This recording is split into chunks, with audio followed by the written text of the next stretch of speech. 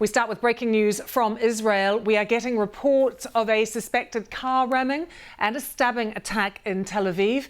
At least 4 people have been injured. A medical official has said a suspected attacker has been shot dead as well. So that breaking news, there has been a car ramming in Tel Aviv. At least 4 people have been injured. The attacker has been shot dead. But all of this coming as Israel says its military operation at the refugee camp in the occupied West Bank city of Jenin is almost complete.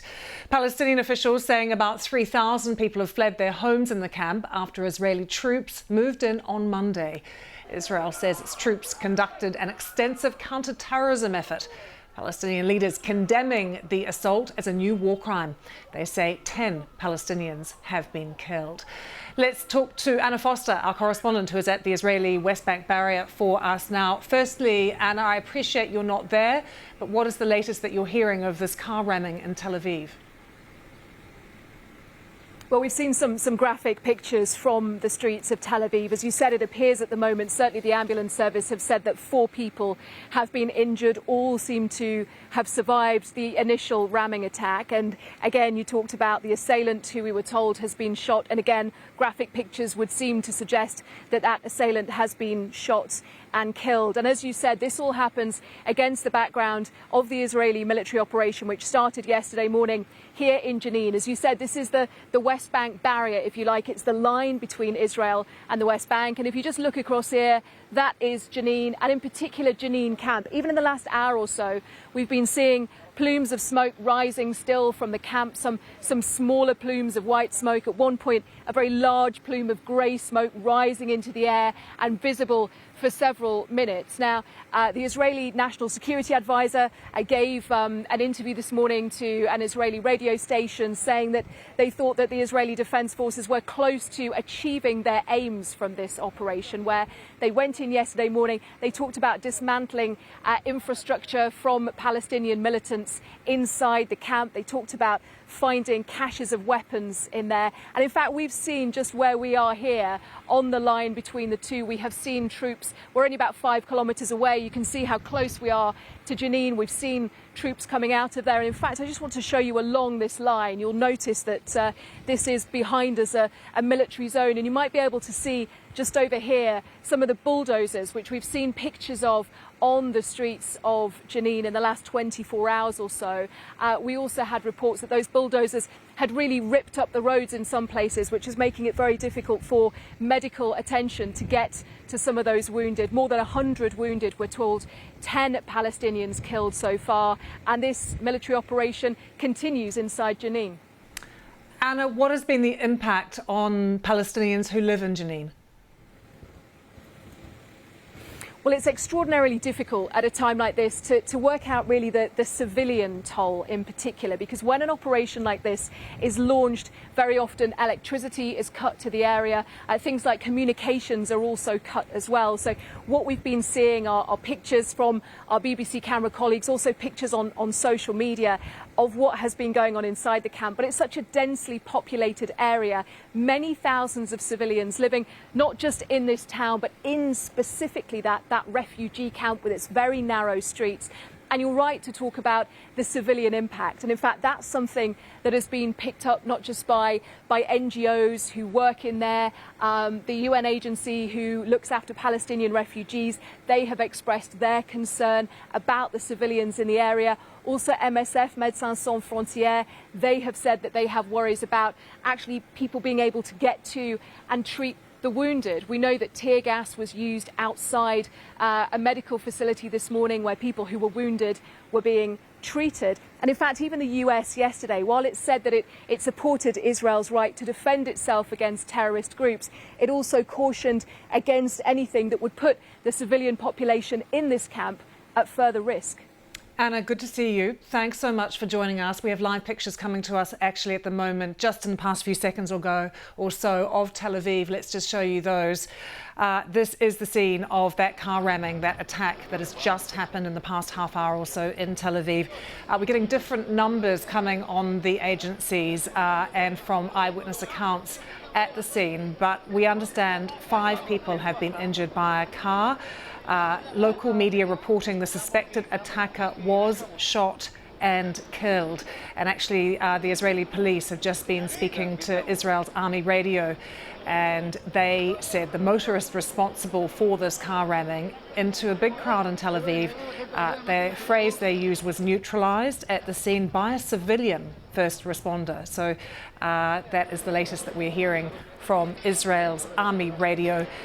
And we now know as well from the medical services, Israel's medical services, that 4 people were injured, and one of those is in a serious condition, we now understand from the medical services. A 46-year-old woman has multiple injuries. 2 people are in a moderate condition. 1 person is in a mild condition.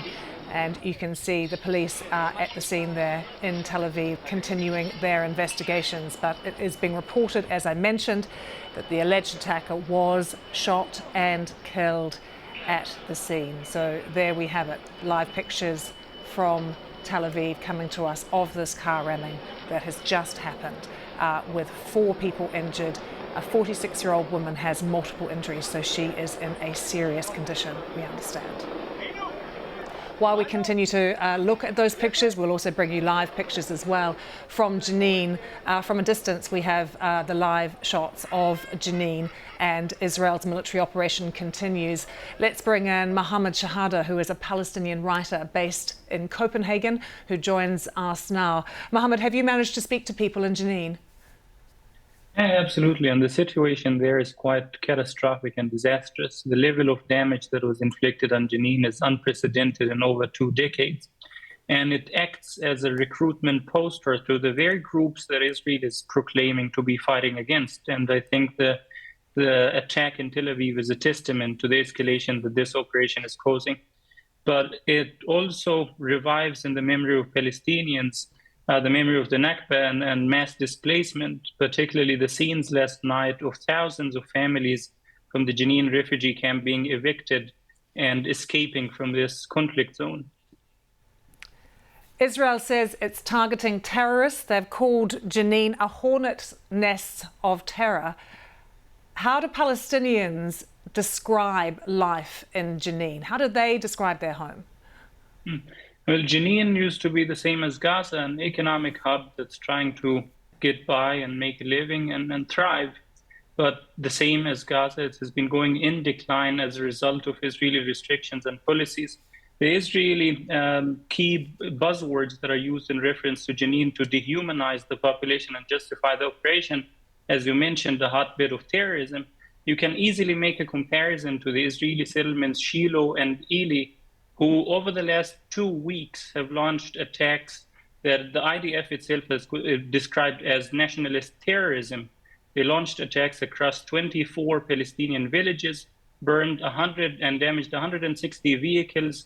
They burned tens of homes, shops, and farms, and they wounded over 60 Palestinians and killed 1. But Mohammed, you will know that the Israelis will say over 50 attacks in the past few years on Israel have originated from Jenin. But that's exactly what I'm describing. If you look at Shiloh and Ely, over 2 weeks, there has been way more attacks than from Jenin. And Israel has done close to nothing in that particular case. Right. In fact, the settler violence that has escalated recently is one of the reasons for this military operation. You have ministers that are holding key positions in this government, Itamar Ben-Gvir, Minister of National Security, who was saying very loudly and clearly that the IDF should focus on Palestinians and should disregard all the violence and terrorism coming from settlers. The longest running newspaper in Israel, Haaretz, they described this as the minister's war on the Israeli security services because they started to focus on settler terrorism. Mohammed, thank you very much for joining us. We're still seeing live pictures from Tel Aviv of this attack that has just taken place, the car ramming there. And we have now had a statement from the Palestinian militant group Hamas, its spokesperson Mohammed Hamadeh, saying the heroic attack in Tel Aviv is part of a natural response to the ongoing massacre of our people and a legitimate self-defense against the Israeli occupation's violation of all human norms. And goes on, the occupier must prepare to count his dead and injured, for the blood of our children is not cheap. So it is Hamas that is claiming responsibility for this attack in Tel Aviv that we know has left one victim in a serious condition. This is from the ambulance service, a 46-year-old woman, 2 people in a moderate condition, 1 person in a mild condition. And the other report we're getting from Tel Aviv is that the alleged attacker was shot and killed at the scene by a civilian responder. So all this going on as the Israeli military operation continues in Jenin as well. Thousands of Palestinians have left the Jenin refugee camp in the West Bank since the operation began. So we've been showing you live pictures both of Tel Aviv and also of Jenin. And